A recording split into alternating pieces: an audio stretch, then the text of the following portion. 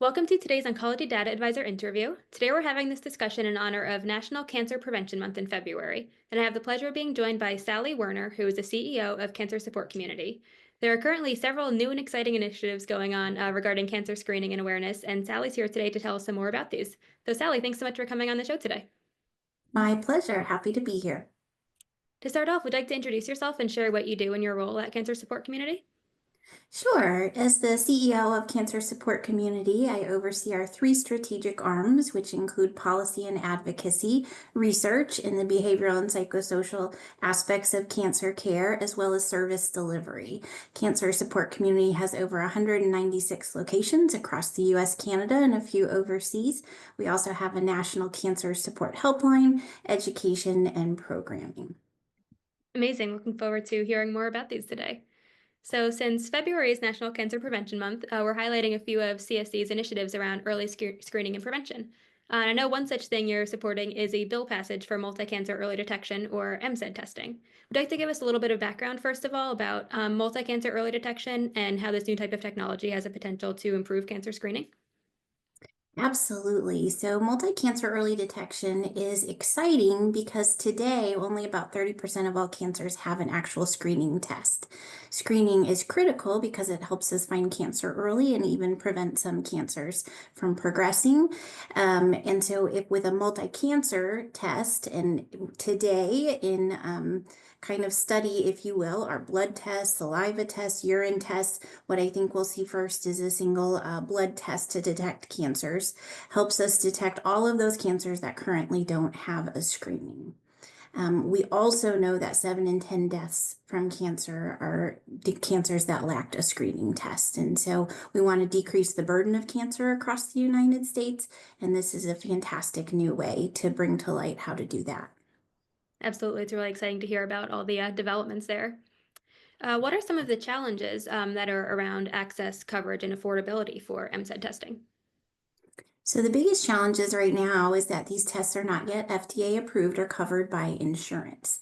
So to access an MCED test today, you would have to do that through one of the study sites. There are multiple study sites, especially academic medical centers, where MCED tests are in use.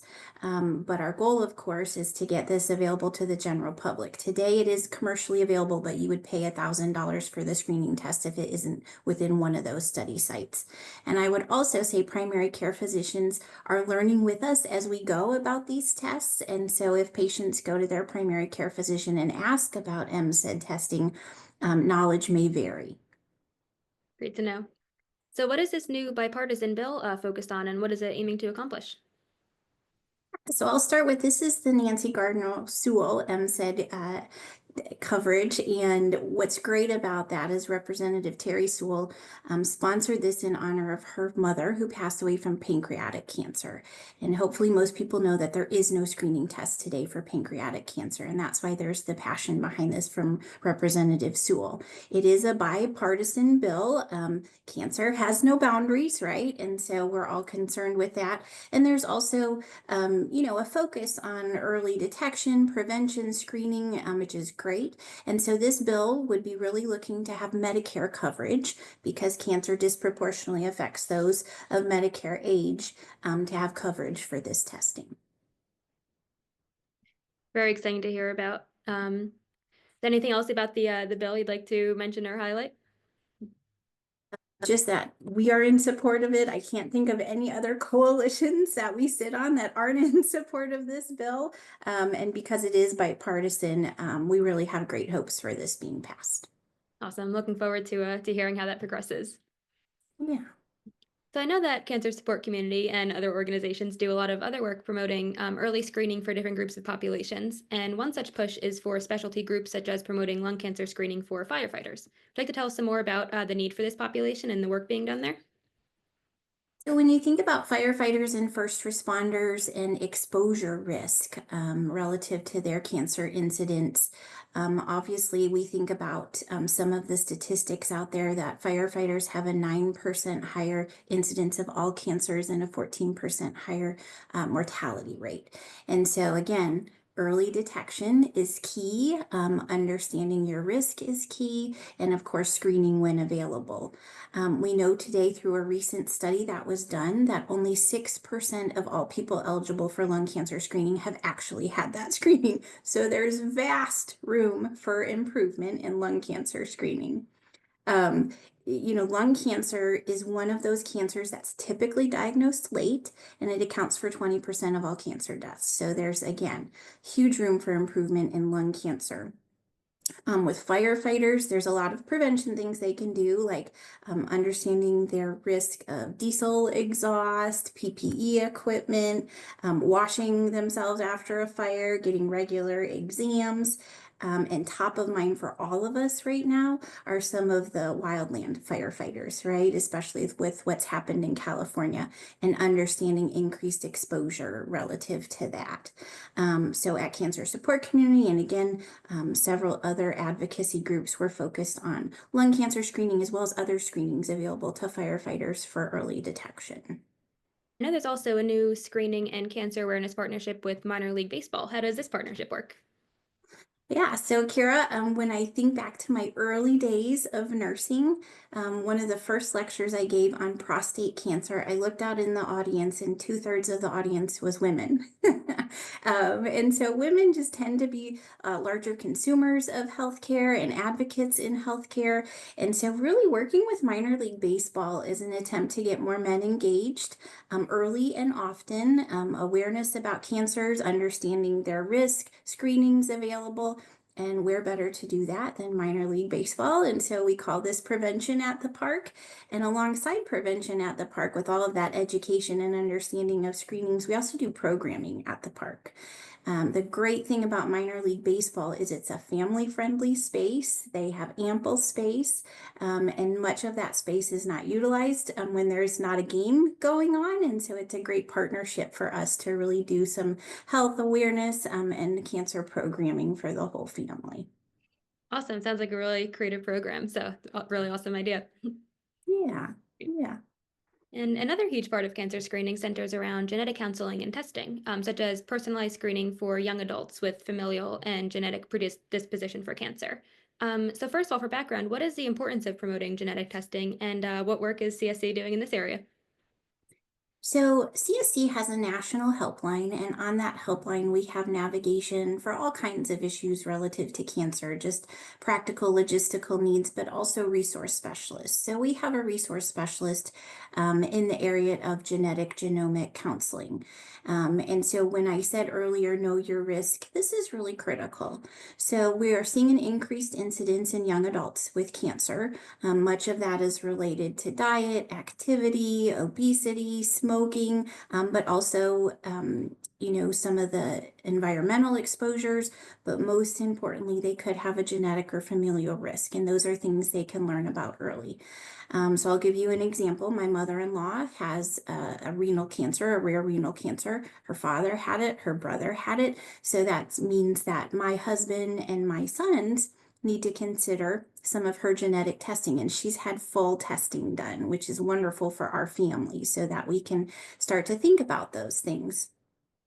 Again, for them in the future, an MCED test would be useful, right? Because today there's no screening for renal cancer, but also understanding signs and symptoms. And so at CSC, when we think about genetic and genomic counseling, our helpline is kind of the front door to our organization and to that resource specialist, but also throughout our network at those 196 locations, we're providing services for not only people carrying a diagnosis, but caregivers and family members. And so we do a lot of education at those sites about understanding risk and your increased risk, and whether you're a carrier of some of those genes that put you at higher risk for certain cancers. And I always tell people the first step in healthcare is getting a primary care physician. So many Americans don't have a primary care physician. And so my dream is really personalized screening. So there are, national guidelines for screening. That a lot of people don't even follow those, but given, good conversation and understanding, we've caught up on screening since COVID. But having a conversation with your primary care provider about your specific risk, your personalized risk of cancer, whether that be smoking cessation or diet, exercise, activity, but also your genetic risk. If you walk in and you talk to your provider and say, my grandmother, my great grandfather, and my uncle had this type of cancer, that's a really leading conversation with that physician that helps that primary care provider put some things into action early. Absolutely, definitely an important message to get out there on Cancer Prevention Month is the importance of having a primary care provider and the education around there.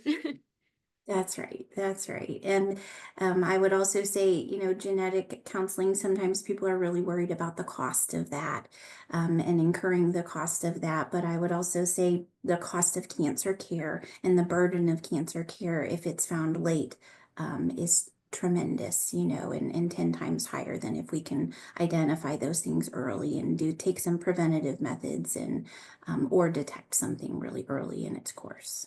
Absolutely. Like an ounce of prevention is worth a pound of cure. That's right. That's right. An apple a day, right? Exactly.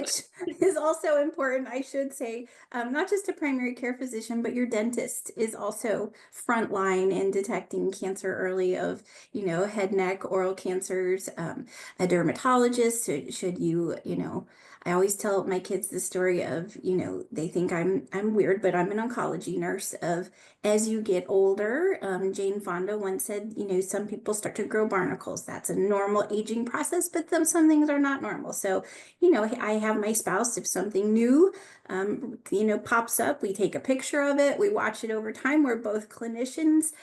So again, being your own best advocate and kind of, there's multiple lines of defense, if you will, within your clinical team. Absolutely. Awesome. So, as we wrap up today, are there any other parting messages you'd like to share in recognition of National Cancer Prevention Month? Well, I hope everyone can get behind this bill. I think it's really important. It's the biggest advancement we've seen in a long time in early detection of cancer. And so we're excited about it, and we hope the rest of the nation will get excited about it.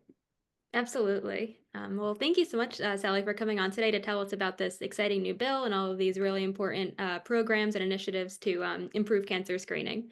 Definitely really exciting to get out there in honor of National Cancer Prevention Month. So, thank you again for coming on today to tell us all about them.